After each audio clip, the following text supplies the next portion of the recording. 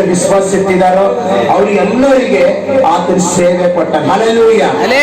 ಆತನ ಸೇವೆ ಮೂಲಕ ನಮಗೆ ಆಶೀರ್ವಾದ ಕೊಟ್ಟ. ಹಲ್ಲೆಲೂಯಾ. ಆತನ ಆಶೀರ್ವಾದದ ಮೂಲಕ ನಮಗೆ ಬಿಡುಗಡೆ ಕೊಟ್ಟ. ಹಲ್ಲೆಲೂಯಾ.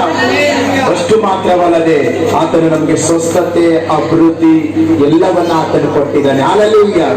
ಆತನ ಸೇವೆಯನ್ನ ಅಭಿವೃದ್ಧಿ ಪಡಿಸುವುದಕ್ಕಾಗಿ ನಾವು ಆತನಿಗೆ ದಶಾಂಶ ಮತ್ತು ಕಾಣಿಕೆಯನ್ನ ಕೊಟ್ಟಿದ್ದೇವೆ. ಹಲ್ಲೆಲೂಯಾ.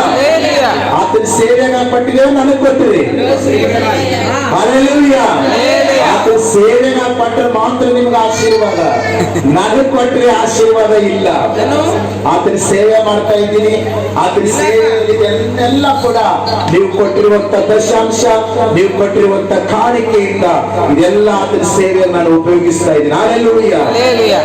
ದೇವರು ನಿಮ್ಮನ್ನು ಆಶೀರ್ವದಿಸಲಿ ಎಂಬುದಾಗಿ ಒಂದು ನಿಮಿಷ ನಮ್ಮ ಕಣ್ಣುಗಳನ್ನ ಮುಚ್ಚಿ ಪ್ರಾರ್ಥನೆ ಮಾಡೋಣ. ಬಡತನದಲ್ಲಿ, ಕಷ್ಟಗಳಲ್ಲಿ ನೀವು ದಶಾಂಶವನ್ನ, ಕಾಣಿಕೆಯನ್ನ, ಆತನ ಸೇವೆಯನ್ನ ಮಾಡುವುದಕ್ಕಾಗಿ ನೀವು ಬಡತನಗಳಲ್ಲಿ, ಕೊರತೆಗಳಲ್ಲಿ ಸಾಕಾರವನ್ನ ಮಾಡ್ತಾ ಇದ್ದೀರಿ, ಸಹಾಯವನ್ನ ಮಾಡ್ತಾ ಇದ್ದೀರಿ. ದೇವರು ನಿಮ್ಮನ್ನು ಇನ್ನೂ ಹೆಚ್ಚಾಗಿ ನೀವು ಮಾಡುವಂತ ಎಲ್ಲಾ ಕೆಲಸ ಕಾರ್ಯಗಳಲ್ಲಿ ನಿಮ್ಮನ್ನು ಆಶೀರ್ವದಿಸಲಿ.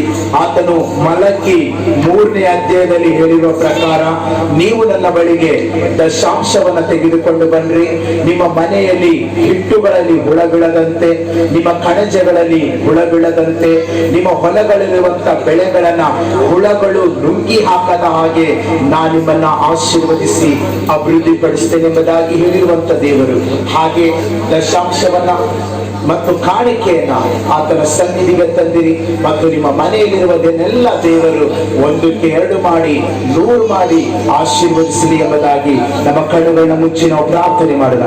ಪ್ರೀತಿ ಸ್ವರೂಪನಾಗಿರುವಂತ ದೇವರೇ, ನಿನ್ನ ಪರಿಶುದ್ಧವುಳ್ಳ ನಾಮದಲ್ಲಿ ತಂದೆ, ಮಗ, ಪವಿತ್ರಾತ್ಮನ ಹೆಸರಿನಲ್ಲಿ ಕರ್ತನೆ, ದೇವರೇ ನಿನ್ನ ಪರಿಶುದ್ಧವುಳ್ಳ ನಾಮದಲ್ಲಿ ಕರ್ತನೆ, ಈ ದಶಾಂಶ ಕಾಣಿಕೆಗಾಗಿ ನಾನು ಪ್ರಾರ್ಥಿಸ್ತೇನೆ. ಕೊಟ್ಟಿರುವಂತ ನಿನ್ನ ಮಕ್ಕಳನ್ನು ಆಶೀರ್ವದಿಸು.